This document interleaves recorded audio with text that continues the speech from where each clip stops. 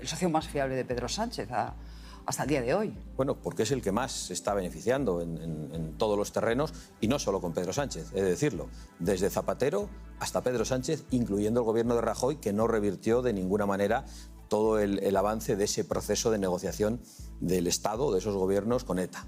Y el señor Rajoy no hizo nada, pero claramente Pedro Sánchez ha acelerado en esa posición, y yo creo que hay que estar muy preocupados porque está en estos momentos acosado, investigado por la corrupción que le rodea desde un punto de vista familiar, del origen de su riqueza o de sus propiedades. Están investigados, procesados, incluso encarcelados, parte de su entorno político, y yo creo que un personaje que está dispuesto a todo, tenemos que saber que es verdad que peligroso para la sociedad. Según El Español, uno de los intermediarios de esa reunión habría sido Anchón Alonso, socio de Cerdán en Servinavar, y bueno, pues Bildu salió a decir que Cerdán había sido un impecable, digamos, defensor del pacto conseguido con Pedro Sánchez. Veremos en qué queda esa reunión, pero le quiero preguntar también por lo que está pasando en Cataluña, porque acabamos de conocer una encuesta del gobierno catalán, el CEO, el CIS catalán, y lo que dice es que ahora mismo Alianza Catalana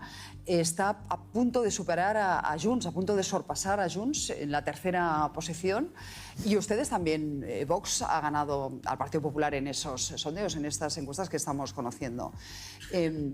¿Qué datos tienen de Cataluña? Porque ahí me llamó la atención una entrevista que usted concedió a La Vanguardia, que decía que era la fuerza elegida por los jóvenes catalanes, entre 18 y 20 años, creo recordar. Sí, nosotros tenemos ese dato de que entre los 18 y 20 años la primera fuerza política en Cataluña es Vox, y claramente tenemos una gran expectativa. Ya ganamos al Partido Popular y a Ciudadanos hace 2 legislaturas. Hemos seguido manteniendo nuestra fuerza a pesar del crecimiento de otros, y ahora las proyecciones dicen que vamos a seguir creciendo.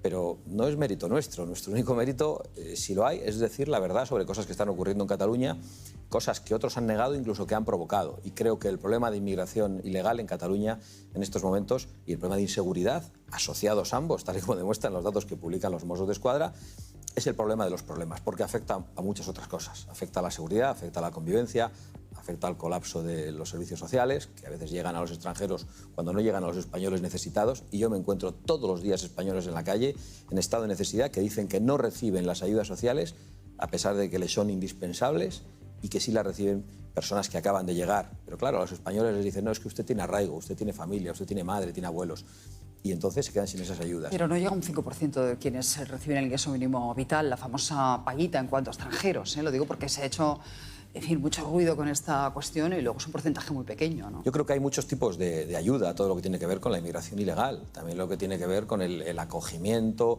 el hospedaje, la manutención, la educación, de todos esos que vienen, que nos dicen que son menores, y muchos no son menores.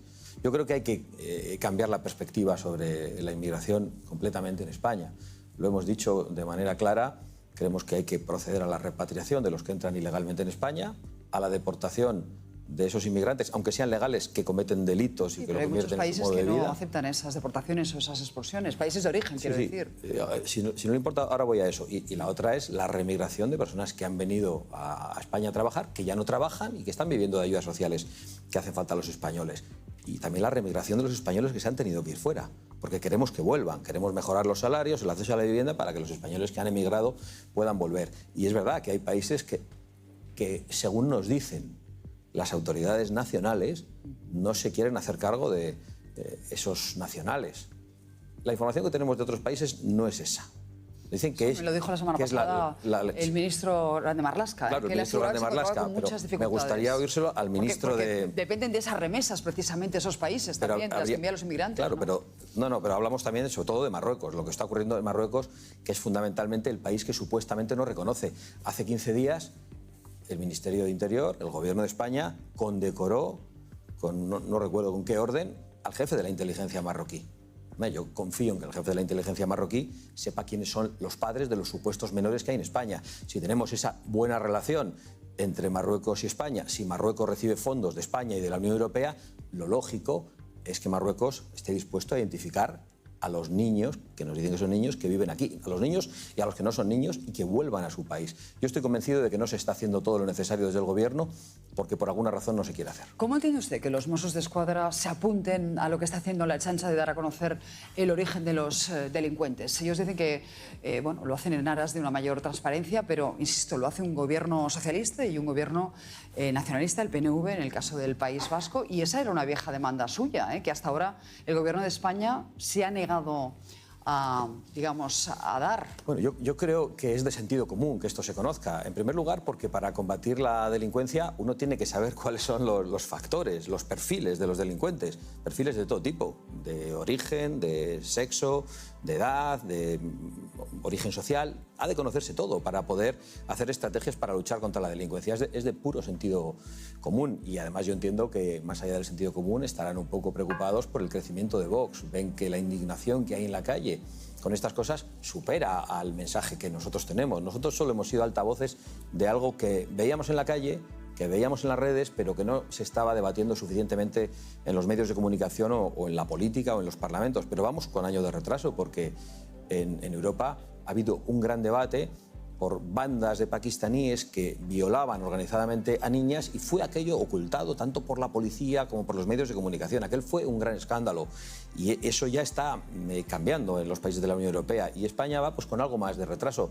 Yo estoy convencido que esto acabará siendo publicado en todo tipo de instituciones y si no los españoles tomarán nota y el cambio llegará mucho antes. Es verdad que bueno, las agresiones sexuales en este país se han triplicado en los últimos 8 años, pero la tasa de homicidios sigue siendo bajísima y la delincuencia en general en España está muy por debajo de otros países de nuestro entorno. Ya no digo si nos comparamos con Estados Unidos, por ejemplo, en cuanto a tasa de homicidios. Bueno, yo creo que lo más grave que está pasando en estos momentos es precisamente la multiplicación de las violaciones en España y que la acción de este gobierno ha hecho que las mujeres estén en mayor peligro en las calles.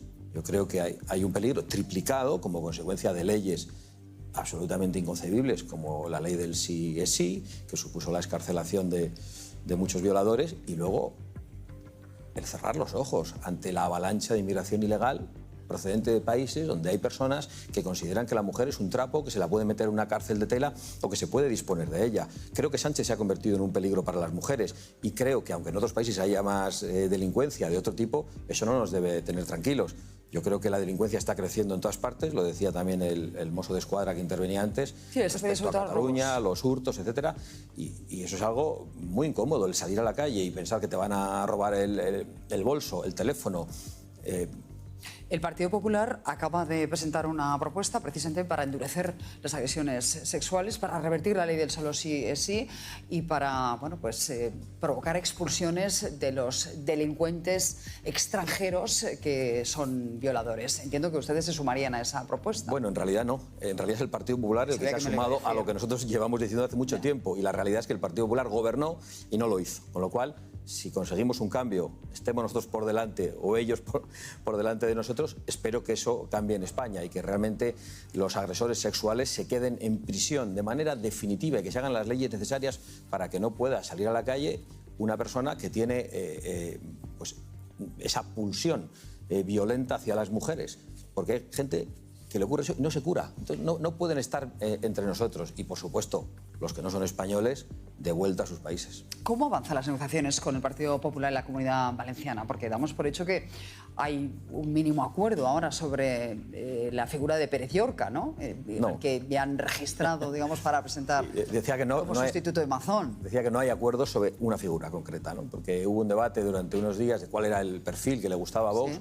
Vox no elige ningún perfil dentro del Partido Popular. El Partido Popular sabrá quiénes son sus candidatos. A nosotros solo nos importaba el compromiso que vaya a adquirir ese candidato, en este caso Pérez Llorca, en su discurso de investidura que se producirá en unos días. Nosotros lo escucharemos atentamente y si en ese discurso de investidura de viva voz y ante todos los españoles se adquieren los compromisos que nosotros deseamos y de los que hemos estado hablando estos días, pues nosotros podremos apoyar esa investidura. Es decir, que la prueba del algodón va a ser el discurso de investidura que haga Pérez Llorca. Sí, porque los papeles firmados con el Partido Popular pues, suelen convertirse en papeles mojados. Entonces preferimos directamente que en boca de ellos se adquieran los compromisos y que se haga con luz y taquígrafos ante todo el mundo, y eso es lo que determinará cuál es el sentido de nuestro voto. Ustedes estaban en muchos gobiernos con el Partido Popular y se salieron al cabo de un año por la cuestión de los menores inmigrantes. Claro, ¿esto les capacita para gobernar, sabiendo que hasta ahora apenas han gobernado y cuando lo han hecho se han salido de los ejecutivos autonómicos? Yo creo que esto nos capacita, como a ningún partido político en España, para representar a sus votantes. Yo lo que no podía hacer de ninguna manera es traicionar a la gente con la que había adquirido un compromiso.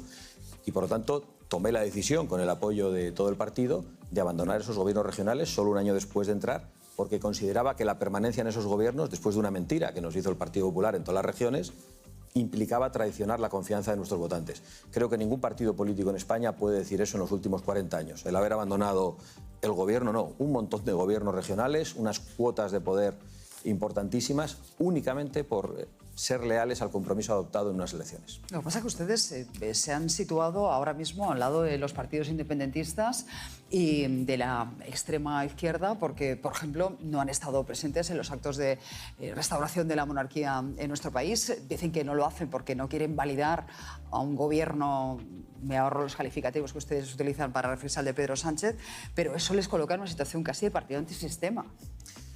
Bueno, yo creo que nos coloca en una situación de partido que defiende los intereses generales de los españoles por encima de todo y que no está dispuesto de ninguna manera a blanquear a un gobierno de carácter mafioso, de carácter corrupto y que ha traicionado y mentido a los españoles. Creemos que los casos de corrupción que rodean a Pedro Sánchez fueron la gota que colmó el vaso, sobre todo porque es un personaje que llegó al poder para combatir la corrupción del Partido Popular.